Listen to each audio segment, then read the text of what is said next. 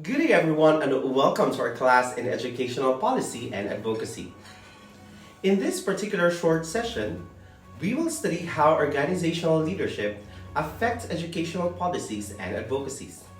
Specifically, today's lecture will enable you to demonstrate a deeper understanding on learning organizational leadership skills and mindset, and how this mindset affects the policy implementation.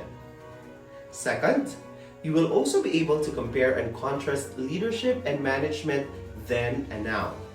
And lastly, you will also be reflecting how the causes and effects of organizational leadership becomes essential in building a distinct organizational culture.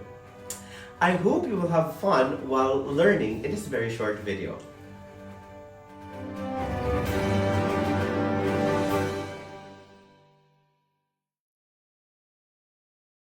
In our previous lectures that you have attended in my class in Doctor of Education, we have come to know that the world now is described as the VUCA world.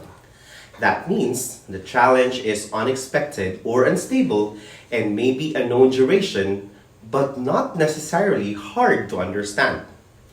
Despite lack of information, change is possible but not a given. The situation has many interconnected parts and variables. Causal relationships are completely unclear, and that is actually what we call as the unknown unknowns. Terrorism, artificial intelligence, online classes, globalization, politics, coronavirus, and many others are the bits of what VUCA world situation is. Despite this problem, we need to tap our collective capacity. And this capacity will enable us to unite our efforts towards educational change, as everyone will seek to agree with the agreeable and work together to achieve the common good. The educational policies and advocacies requires leadership abilities that will enable us to check our new consciousness plus our collective leadership in order for us to achieve a future of greater possibilities. The collective understanding of a brighter future shall enable the present generation to make informed decisions to the goal of preparing the next generation towards a more livable life that can be achieved. But making educational policies in the institution is not just necessarily about deciding and planning things right away. It requires us to see the blind spots, which are the source dimensions from which effective leadership and social action come into being. These blind spots are sometimes the spots that we see and we don't accept right away, or it could also be the other factors that we really have not seen in many aspects and opportunities. In our previous discussion on the courses you have taken in the program, we also come to know that who are the managers and leaders then and now. And it's very clear that managers then are those who coordinate and oversees the work of other people so that organizational goals can be accomplished. But the question is, what do others think about management? Let us review what the authors and experts mentioned about such. Harold Kuhn stresses that management is the art of getting things done through and with a formally organized groups. These groups are considered people who have the goals that needs to be achieved in a formal process. Henry Fayol defines management as to forecast and plan, to organize, to compound, to coordinate, and to control. It is very clear in this definition that management is indeed a process. While other educators define them in many different ways as planning, organizing, directing, staffing, controlling, coordinating, reporting, and budgeting, education leaders now are expected to define management as a process that must work to meet the challenges in a more conscious, intentional, and strategic way to achieve transformational change instead of a collective failure. The people, structure, technology, and environment are the areas that educational leaders must identify, as these are the forces affecting organizational behavior and at the same time policy development. But education policies must have to be seen both at the macro level and the micro level management.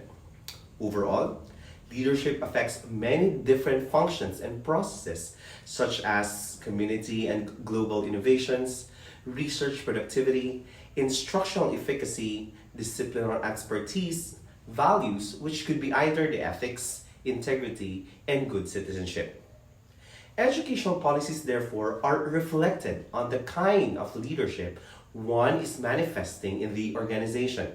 But educational leaders, for them to succeed and sustain institutional growth, must have to look into the institution's financial capital, reputational capital, physical capital, and human capital to make sure that management policies are in place. These capital components must have to be identified so that appropriate policies will be designed based on the process of planning, implementing, and evaluating procedures and processes. One particular example of designing policies is to analyze the need. Needs-based assessment identifies the organizational needs at employee, departmental, or organizational level in order to help the organization to perform effectively.